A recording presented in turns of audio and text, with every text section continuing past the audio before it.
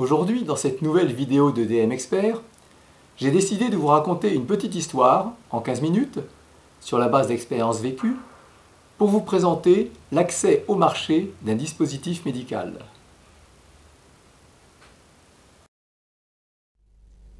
L'accès au marché d'un dispositif médical, un parcours du combattant.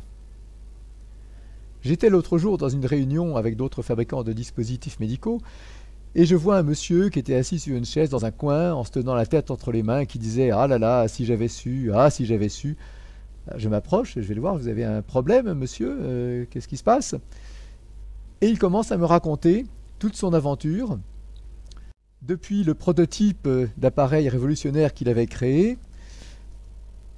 les problèmes rencontrés pour obtenir le marquage CE, comment il a découvert fortuitement qu'un nouveau règlement allait tout changer prochainement, la galère pour obtenir le remboursement de son produit, et finalement le cauchemar pour accéder au marché export. Alors il me présente son produit, qui me dit c'est un système très simple, il y a un appareil qui est connecté à un patient, qui permet de relever des valeurs physiologiques, et le tout peut être transmis via un smartphone à son médecin traitant, et donc ça va permettre d'éviter des déplacements inutiles, de faire la surveillance à distance et de ne convoquer le patient que lorsque c'est nécessaire. Donc très intéressant pour la sécurité sociale. Alors la première question qu'on m'a posée, c'est est-ce qu'il s'agit bien d'un dispositif médical? J'ai dit bien sûr, puisque ça mesure des paramètres physiologiques. Ah non, non, non, non, non, c'est pas du tout aussi évident. Est-ce que votre produit a bien une finalité médicale? C'est-à-dire, tout dépend de la destination que vous lui avez assignée. Alors, on a revu la question avec les médecins avec qui j'avais développé le produit, et on a défini une finalité médicale pour que ça corresponde bien à la définition de dispositif médical de la directive.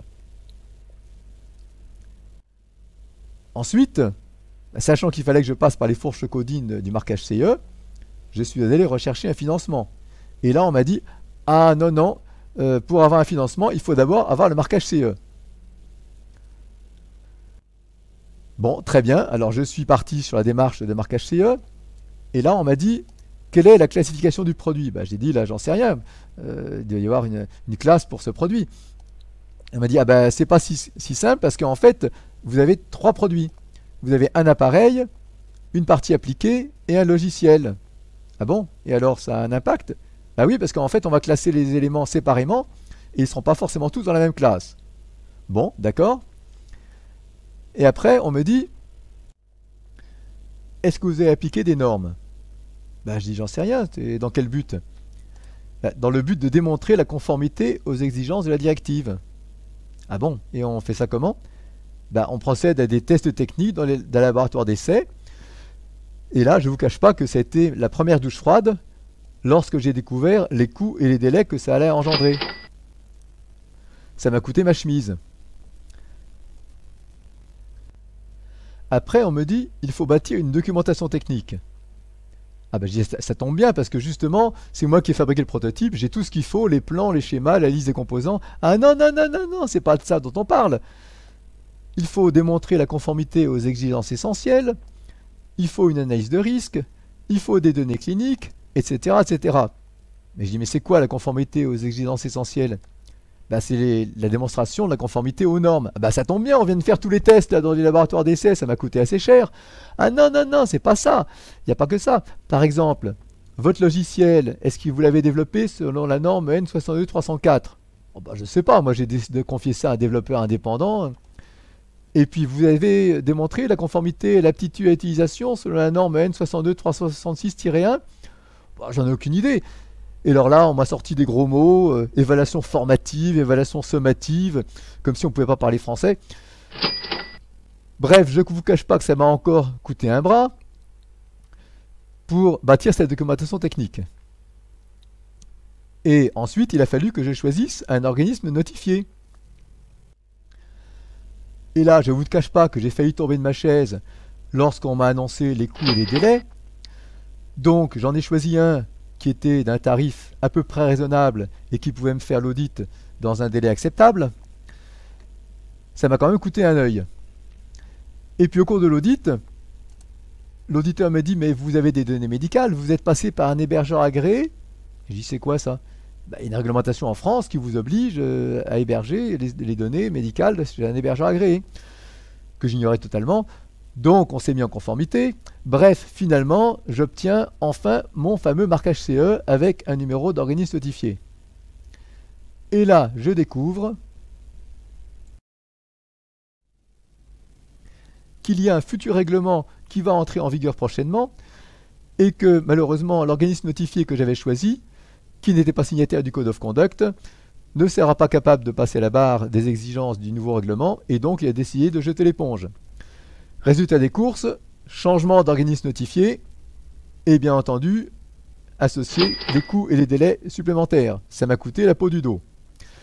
Finalement, j'obtiens donc un nouveau marquage CE avec un nouveau numéro d'organisme notifié et là je me dis enfin je vais pouvoir aller chercher du financement. Mais les organismes de financement me disent ah mais votre produit il est formidable. Bah, je dis oui, c'est bien sûr, c'est pour ça, il est génial, c'est moi qui l'ai conçu. Mais oui, mais vous vous rendez compte, vous avez un marché potentiel fabuleux si vous pouvez obtenir le remboursement. Bah oui, mais et alors bah, si vous n'obtenez pas le remboursement, le marché il n'a rien à voir. Il faut absolument que vous fassiez un dossier de remboursement. Donc, je suis parti à constituer un dossier de remboursement. Je me renseigne, je dis qu'est-ce qu'il faut pour un dossier de remboursement? Bah, il faut essentiellement des données cliniques. Ah bah ça tombe bien, justement, des données cliniques, on en a constitué tout un tas pour le dossier de marquage CE. Ah non, non, non, non, non, c'est pas celle-là dont on vous parle. Là, il faut des données cliniques pour le remboursement. Il faut démontrer l'amélioration du service rendu ou l'amélioration du service attendu, etc., etc. Je dis, mais attendez, on ne pouvait pas faire les deux en même temps? Ah bah si, mais ne l'avez pas demandé. Donc on est reparti pour des coûts et des délais supplémentaires. Ça m'a coûté une blinde. Finalement, grâce à tout ça, j'ai quand même réussi à commencer à vendre sur le marché, en France. Et bien entendu, j'en ai profité pour faire une large publicité sur Internet. Quand tout à coup, je découvre qu'il existe en France une charte Internet que j'étais censé respecter, que j'ignorais totalement, et je découvre aussi, au passage, que pour certains produits, et en particulier ceux qui sont remboursés par la Sécurité sociale, il faut une approbation préalable par la NSM, que je n'avais pas sollicitée. Donc il a fallu que je me mette en conformité. Enfin bref, j'ai réussi à contourner tout cela, et puis je me dis, finalement, ça marche aussi bien en France, il n'y a pas de raison qu'on ne puisse pas attaquer le marché export. Donc, on va commencer par exporter dans l'Union européenne, c'est quand même plus facile.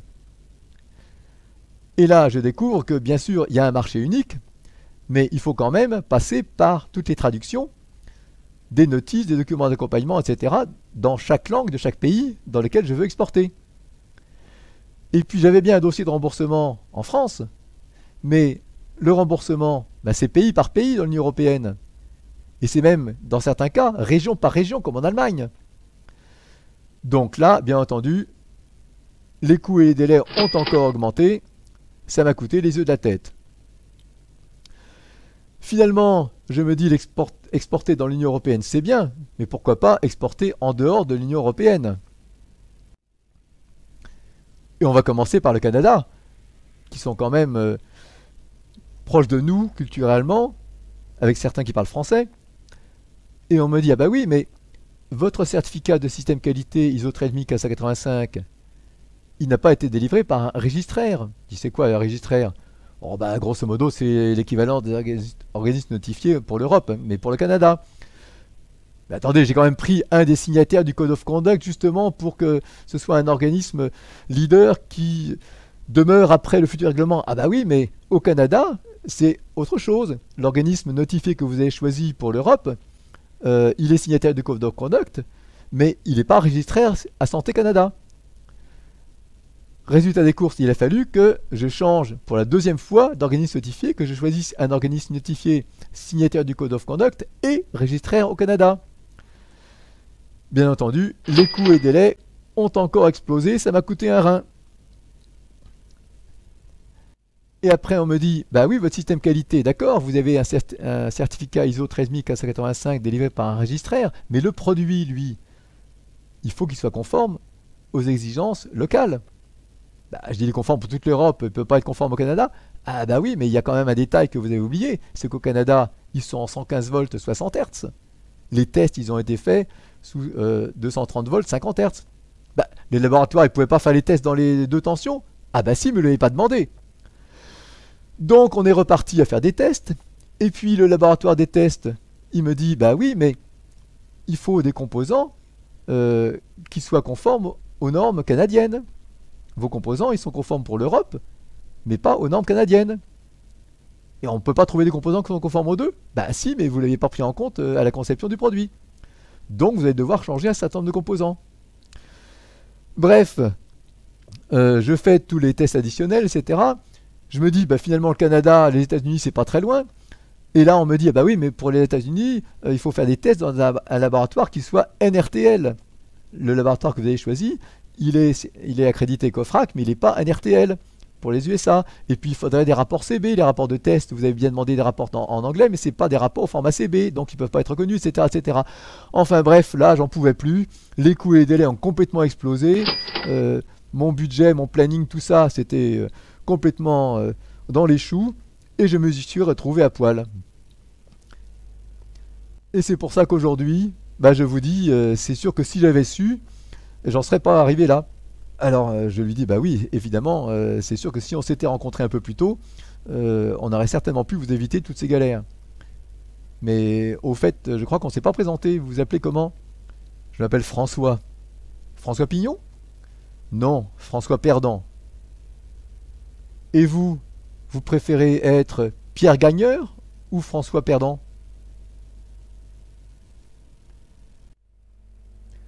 Pour en savoir plus, vous pouvez nous contacter à l'adresse contact@dm-expert.fr. Et pour être informé des futures mises en ligne des vidéos de DM Expert, abonnez-vous gratuitement à notre lettre d'information normative et réglementaire, le flash de DM Expert, sur le site www.dm-expert.fr. Merci pour votre attention.